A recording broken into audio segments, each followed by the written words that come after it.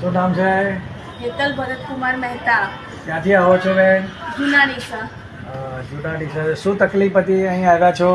આવી ત્યારે તકલીફ હતી, પાછળ છેલ્લા 2 મણકાની ગાદી ખસી ગઈ છે અને જમણા પગની નસ દબાતી હતી. એટલે સાયટિકા કીધું હશે ને હા, ડૉક્ટરે? સાયટિકા.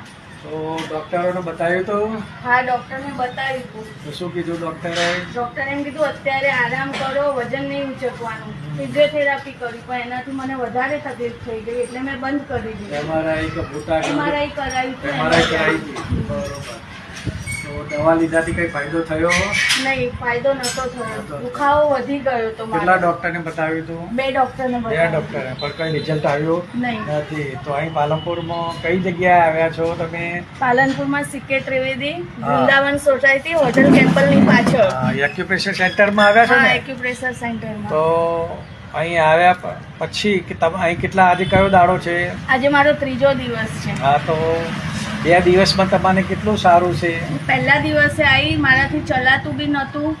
હું દુઃખ લઈને એક જ આવી હતી કે મને ગાદી ખસી ગઈ છે, નસ દબાતી હતી. જ્યારે અહીંયા આવી ત્યારે ખબર પડી કે મણકાનું બી દુઃખ છે, વધારે તકલીફ હતી મારી બોડીમાં.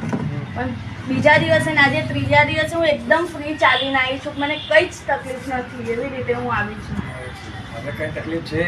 બિલકુલ નથી તકલીફ. પણ હજી 2 જાતની તકલીફ છે, પણ હું હાલ કહીશ નહીં. નહીં. કારણ કે મેં આખા બોડીનું તમારું સર્વિસિંગ કરી આપ્યું છે. દરેક એક અવયવનું ટોટલી એક્યુપ્રેશરના પોઈન્ટથી તમને મેં પોઈન્ટો કાઢી આપ્યા છે. હા. બરોબર. 3,72,000 નાડીની આખી મૂવમેન્ટ કરી આપી છે પ્રેશર પોઈન્ટથી. એટલે તમે 2 દાડા હજી આવશો એટલે ટોટલી આખું બોડીનું સર્વિસિંગ થઈ જશે.